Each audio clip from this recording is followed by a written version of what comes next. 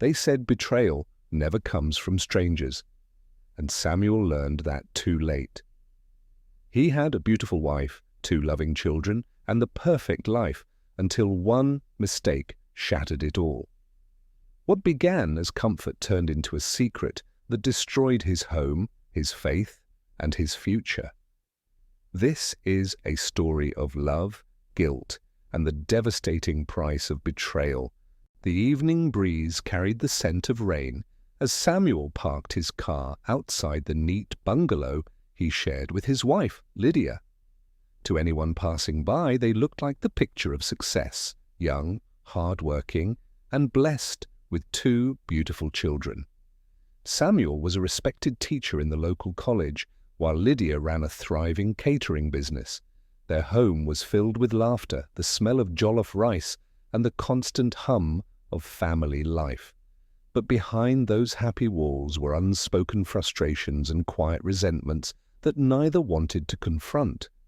Samuel felt ignored, Lydia felt unappreciated, and between those feelings a dangerous emptiness began to grow. It all started when Lydia's younger sister, Anita, came to stay with them for a few months after losing her job in another city. Anita was vibrant, funny, and full of energy that the children adored. Lydia trusted her completely, never imagining danger could come from her own blood. Samuel initially saw her as just a cheerful presence, but over time her easy laughter filled the silent spaces Lydia left behind. Anita often sat up late talking with him, listening to his frustrations, making him feel seen again. He mistook her sympathy for understanding. It was the beginning of a line he should never have crossed. Lydia was often busy with her expanding catering business, juggling orders, deliveries, and staff. She returned home exhausted each night, collapsing onto the couch before dinner was done. Samuel grew resentful of her constant fatigue, forgetting the sacrifices she made to keep their family comfortable. Anita filled in where Lydia couldn't, helping with the children, cooking, and keeping Samuel company. Slowly, the household rhythm began to shift in ways that seemed harmless at first. Lydia was grateful for the help, never suspecting betrayal could wear such a helpful smile. The cracks were forming, but love made her blind.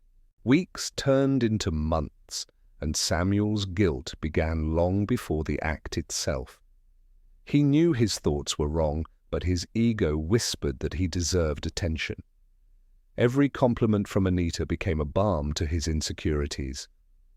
Lydia noticed their closeness, but brushed it off as innocent family affection. She had faith in both of them, perhaps too much. Meanwhile, Samuel's conscience fought against his pride, and pride kept winning. What began as emotional dependence soon became something darker, hidden behind closed doors of denial. But secrets always demand payment. The warmth that once filled the home began to fade, replaced by strange silences and awkward glances. Lydia noticed Samuel withdrawing from family dinners, his eyes avoiding hers. Anita started spending more time in her room, guilt gnawing at her spirit. Even the children sensed the change. "Mummy, why is Daddy sad all the time?" her youngest asked one evening. Lydia had no answer. Deep inside, she felt a storm brewing, but didn't know where it would strike. One Sunday, Lydia invited Anita to help her serve refreshments at church. As they stood side by side, Anita trembled, unable to meet her sister's eyes. The sermon that morning was about deceit and the wages of sin, and every word struck her like thunder. After service, she claimed a headache and hurried home. Lydia didn't think much of it, but Samuel noticed the fear in Anita's eyes. He too was haunted by the pastor's words. "What is done in secret will be shouted from the rooftops." That night, neither of them slept peacefully. Rumors began spreading quietly in town. Someone had seen Samuel and Anita laughing too comfortably in a cafe miles away from home. Another claimed they were spotted entering a hotel lobby one afternoon. Lydia dismissed the whispers with anger. and denial. People are always jealous of happy homes, she told herself. But doubt began to seed in her heart. Samuel grew defensive at the smallest questions, fueling her suspicions. At church, Lydia noticed pitying glances she couldn't explain. Something sacred was slipping away, though she didn't yet know what. The breaking point came one Thursday evening. Lydia returned home early from a cancelled event and found the living room empty. The children were at her mother's house, and the silence was heavy. As she walked down the hallway, she heard faint voices from the guest room. Her heart raced. When she pushed the door open, the truth struck her like lightning, not through graphic detail, but through the unmistakable betrayal written on their faces. Lydia dropped the tray she carried. The crash echoed through the house like judgment itself. No words were spoken, none were needed. The damage was already eternal. Anita packed her bags the next morning and fled before sunrise, unable to face the destruction. Lydia sat in the kitchen for hours, staring at nothing. Samuel tried to speak, to apologize, but every word died on his lips.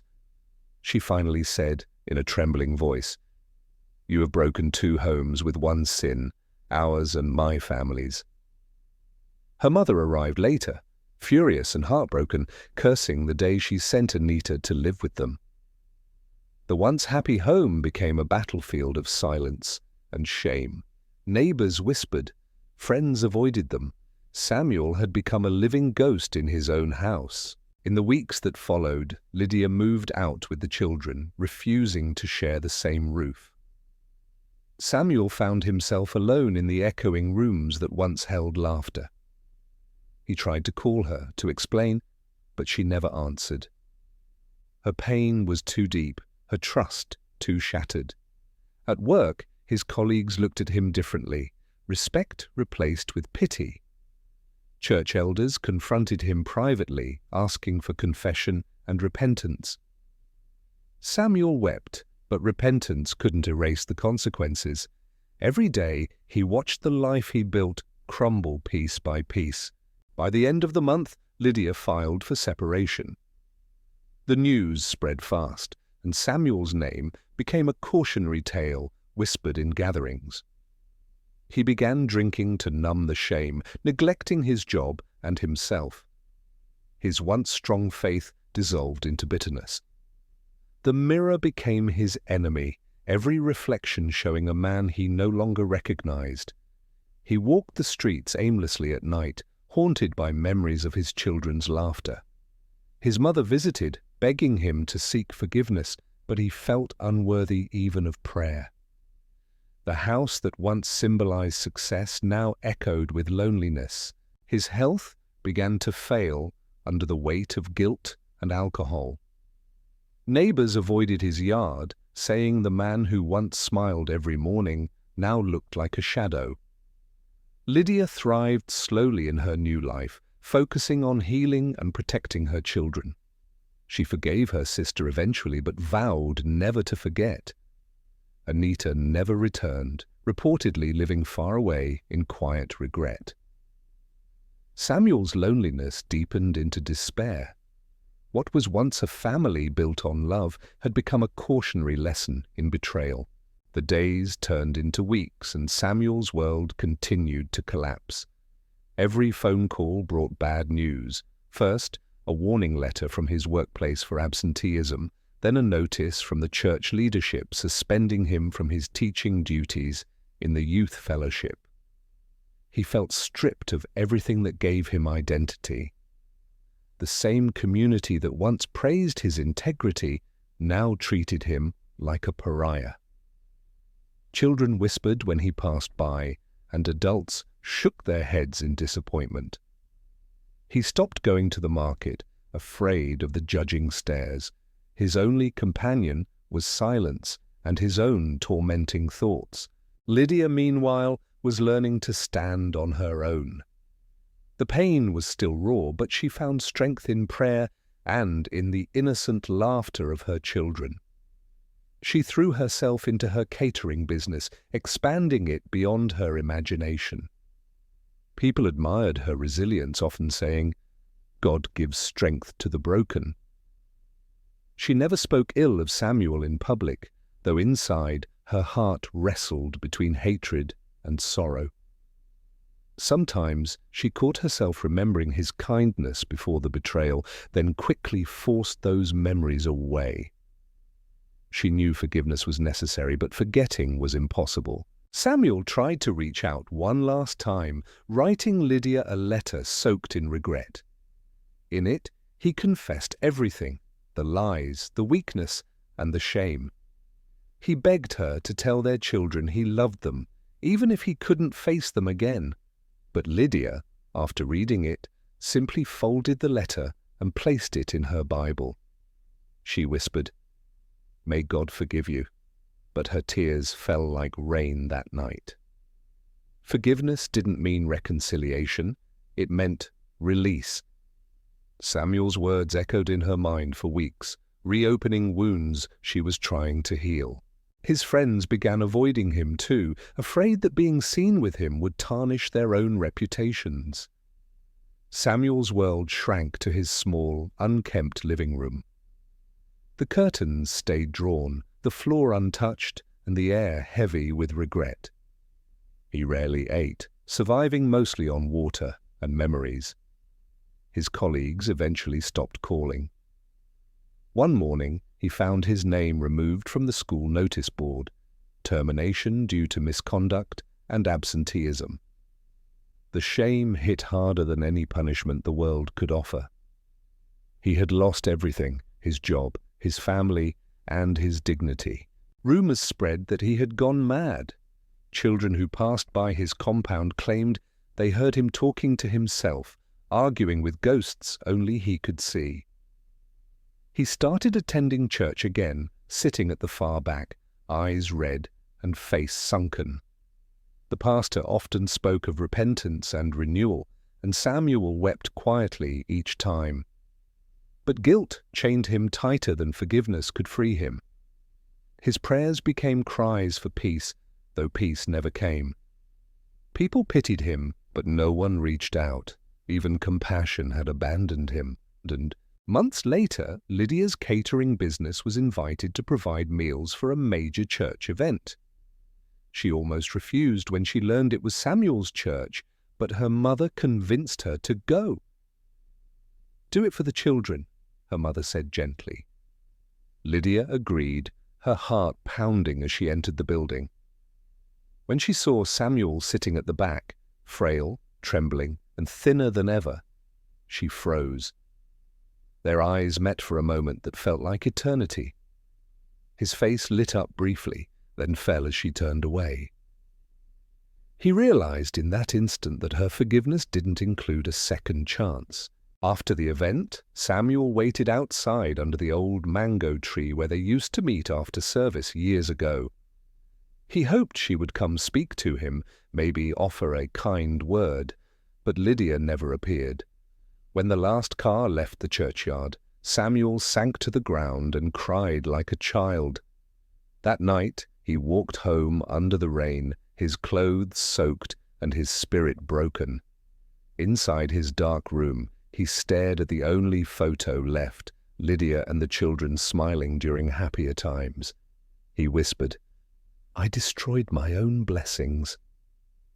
The rain outside answered with silence. His health deteriorated rapidly after that. The doctor diagnosed him with severe hypertension and liver complications. Years of emotional stress and alcohol had taken their toll. Samuel could barely afford treatment. He had sold most of his belongings just to survive. Lydia heard about his condition from her pastor and sent money quietly through a friend. She never visited, but her heart ached at the thought of him suffering alone. The friend returned one day, saying Samuel cried when he heard she still cared.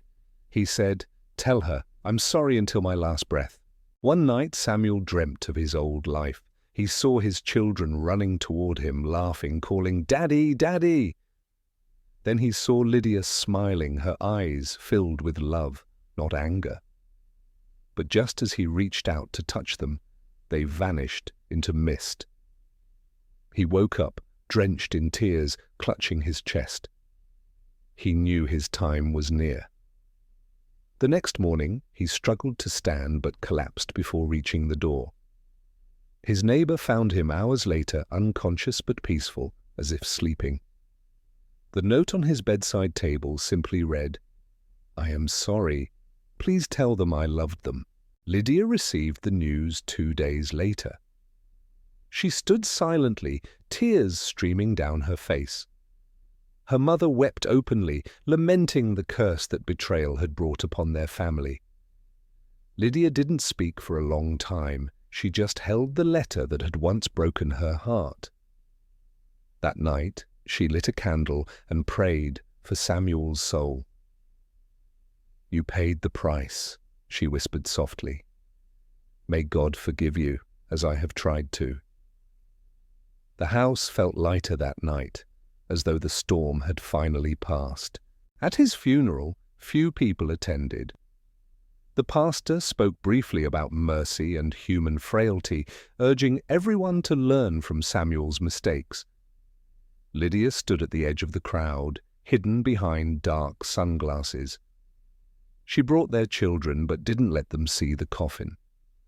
She wanted them to remember their father as the good man he once was, not the broken man he became. When the casket was lowered into the ground, the sky turned grey, and thunder rumbled in the distance. It was as if heaven itself mourned his wasted life. Anita, miles away, heard about Samuel's death through a relative. She fainted upon hearing the news and later wrote Lydia a letter begging for forgiveness. Lydia never replied, but she prayed for her too. Time passed, and the wound slowly turned into a scar. Lydia rebuilt her life piece by piece, opening a new branch of her business and focusing on her children's future. She taught them about integrity, faith, and the danger of selfish desires. "A single choice," she often said, "can destroy everything you love." Years later, when Lydia's son graduated from university, she visited Samuel's grave with flowers. She stood quietly, the evening sun bathing the stone in gold. "You would have been proud of him," she whispered. The wind blew gently, rustling the grass as if in reply. Lydia smiled faintly and wiped away a tear. She no longer felt anger, only a bitter-sweet peace. The past had finally released her. Samuel's story became a lesson in their town. Elders often warned young couples, "Guard your homes, for temptation wears familiar faces." His downfall reminded everyone that betrayal doesn't just hurt others, it destroys the betrayer first. Lydia became known for her strength and grace, admired by many. She used her experience to counsel other women facing marital struggles. Though her heart had once been shattered, it had healed stronger than before. Her faith, once shaken, became her foundation again. And so the story ended not with revenge, but with redemption through pain. Lydia learned to forgive without forgetting, and Samuel, though gone, found peace in repentance. The scars they left behind became warnings for others. Life moved on, but the echoes of their choices lived in the memories of those who knew them. Theirs was not just a tale of infidelity, it was a story of consequences, forgiveness, and the high cost of betrayal.